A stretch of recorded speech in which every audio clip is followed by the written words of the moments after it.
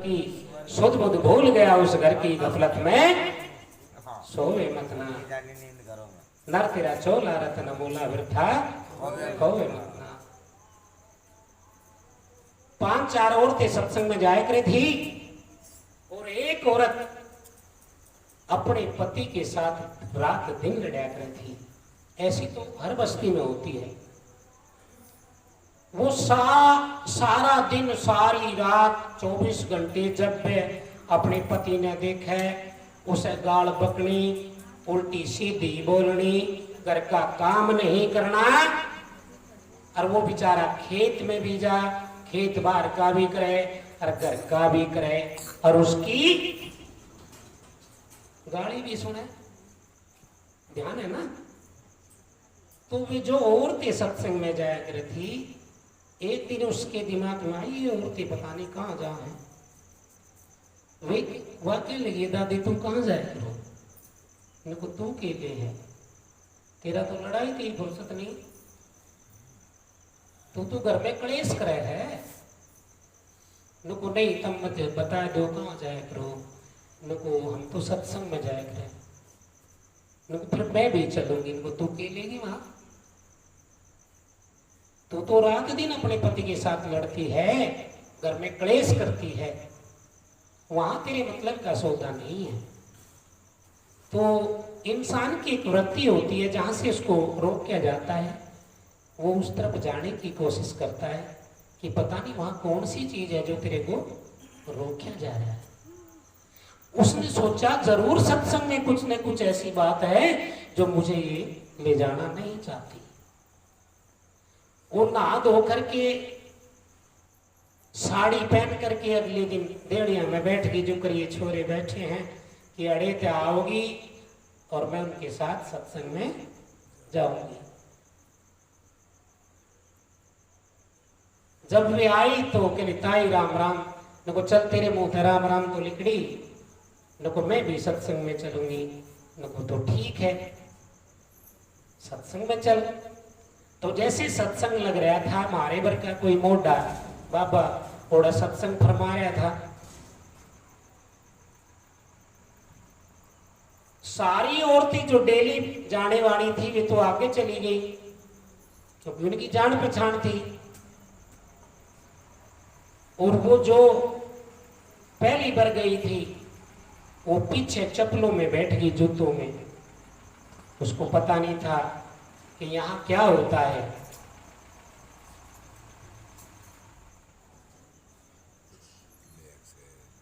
महाराज जी ने सत्संग शुरू किया भाई, 1,84,000 भोग करके। मैं भी सत्संग की महिमा बता रहा हूं, ध्यान से सुनिए। कथा, दृष्टांत, गायन, पद, कीर्तन, शब्द साखी के माध्यम से जीव को चेताया जाता है। ये दृष्टांत विशेष है नारी जाति की भी, जिसमें हमारी माताएं हैं, बहनें भी हैं, वधुएं भी हैं, युवतियां भी हैं, बुआ, बहन, नानी, दादी, भूपी सारी आ जाएंगी। वह पीछे चप्पलों में बैठ गई। बाबा कहने लगा नको 1,84,000 भोग करके मनुष्य का चोला मिलता है, इसको ऐसे खोना नहीं चाहिए। उसने सोचा और मैं तो न्यू ही खो रखा सारा। तो उसने सुनना शुरू किया, अंडा, मांस, दारू, सुल्फा, गांजा, बांग, धतूरा ये मनुष्य का खाजा नहीं है, इसका परित्याग कर देना चाहिए। कुछ समझ में आए? नारी जाति के लिए विशेष मूल मंत्र है कि वो अपने पति की सेवा करे। अब वो तो विपरीत हो गया एकदम। वह सेवा कहां करे थी, वो तो लड़त थी। नारी के लिए पतिव्रता धर्म श्रेष्ठ है, वो अपने पति की सेवा करे, और जाने अनजाने में उससे गलती हो रही हो, लड़ती हो, भिड़ती हो, तो वह आज से ही इस कर्म का त्याग कर दे, आज से ही लड़ाई बंद कर दे, अब शब्द बोलने बंद कर दें, उनका अदब करना शुरू करें। ठंडा गर्म पानी, कपड़े धुए हुए दे, घर का सारा काम करें, जी हजूरी करें। और यदि ऐसा कर्म कोई नारी करती है तो उसको भजन करने की जरूरत नहीं, वो सीधी स्वर्ग में जाएगी। और पिछली माफ करा ले, वह तो उठ के चल पड़ी। और जब वह उठ के चली रही, जो डेली जागृति डेली पैसेंजर, वे कह लगी देख लो, तो नहीं लिया थे से सत्संग तो शुरू नहीं हुआ, हरिया उठ के चल दी। उसके कान में पड़ गई वह बात। वह कह लगी मेरे पे तो इतनी नहीं बजाइयो जितनी मैं सुन ली, मेरे पे तो इतनी नहीं बजाइयो, बस मेरा तो यो ही सत्संग है। घर आके घर बड़ा बगड़ था, खेत पे पति जा रहा था, सारे घेर में को झाड़ी रड़का बुआरी करके चोला चौका कर दिया, बड़दों को सानी कर दी, और बाथरूम में कपड़े प्रेस के टांग दिए, और एक टप में गर्म पानी और एक में ठंडा कर दिया। और जब पति आया, उसे तो सारा का सारा काम अपने आप करना पड़ा था, गाड़ी भी खानी पड़ी थी, और उसे तो सारा हुआ हुआ या मिला। उनके लग रहा मैं कहीं पढ़ दिए, दूसरे के घेर में तो नहीं बैठ दिए, हमारे वाले में तो गंदगी रही थी, और इसमें तो बड़ा सोना हो रहा। बड़द यानी पशु बड़द चतुर होता है, खोर पे जाके लग गया, और वह बाज का आई, और वे जो हड़स जो थे ना, वे थाम लिए, और वह नुके लगी जिनको बाथरूम में ठंडा गर्म पानी और जाके नहा ली हूं। पति ने सोचा रे गाड़ी के बिना बोलनी थी, और अजी बतावे कि सांगे भाई कुछ गड़बड़ करेगी के। बाथरूम में गया, देखा कपड़े टंगरे सफेद बिल्कुल प्रेस के, एक टप में दिया और ठंडा, एक में गर्म। लगे रहे यो परिवर्तन मेरी घरवाली में, गाड़ी के बिना नहीं बोले थी, रातों दिनों लड़ाई, सारा काम मने करना पड़े था, और आज यू की हो गया। नहा तो लिया, और नहा के जब बाहर निकलिया, तो लिया लिए खड़ी को जी लो, हाथ पूछ लो, समाधि सी चढ़ गई। कह लग रहा वाह है कोई और हैगी, क्यों कर मामला। कह लगी जी चलो भोजन कर लो। गोबरी फिरा करती तो फरस टैल पत्थर लागी, तो तई का बछोड़ा कर दिया, और खीर गाल दी। पहला ही ग्रास जब खीर गाल कर पंखा झोलन लगी ना बेचना, तो खसम की समाधि चटकी खसम की समाधि चटकी रे, क्यों कर यू परिवर्तन हुआ है। अरवान्यों कह लगी जिनको पिछली माफ कर दियो, क्या लग रहा भली मानस राम की बंदी, पिछली तो होगी माफ, पर यूं या क्यों करे।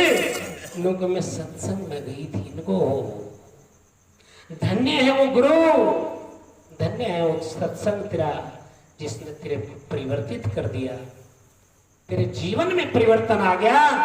राम की बंदी, तने तो कुछ करने की जरूरत नहीं, मेरा आशीर्वाद तेरे साथ है। आज मैं गंगा नहा गया। यूं ही चलते चलते 6 महीने बीत गए। 6 महीने बाद उसके पति को बुखार हो गया, और वह पड़ोस में से मुसल ले आई थी, और वह धान छड़ रही थी।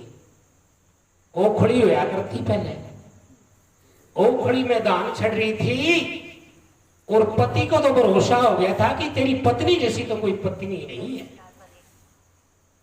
उसे सूझ जाने वह क्या कर रही है, वो क्या लग रहा है भली मन से गिलास पानी दे देना।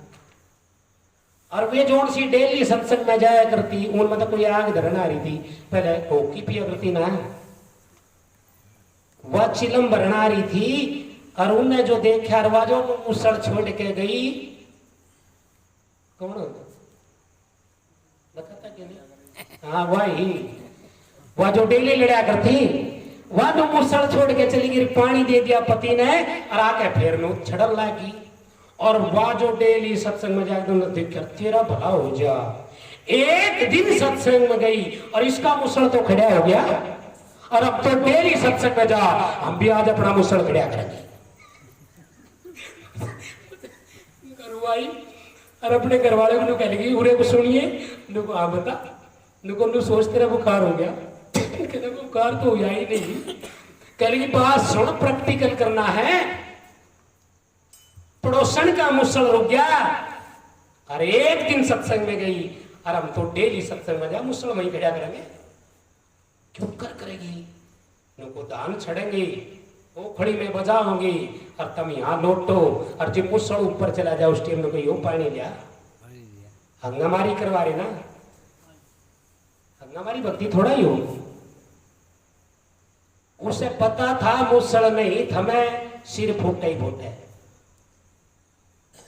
वो डरता डरता सोमपाल पानी ना मांगे। वह कह लगी पानी मांगे कि नहीं मांगता, मैं अपने आप लाऊं नहीं। तू मांगे तो ठीक ना, तो मैं लाऊं छोड़ के। कह लगे नहीं नहीं तू लिया पानी तो जो छोड़ के चली ना, भाई एक उसका लगा और दूसरा उसका जा लगा। कह लगा टाल कर चीथड़ा फूक ले।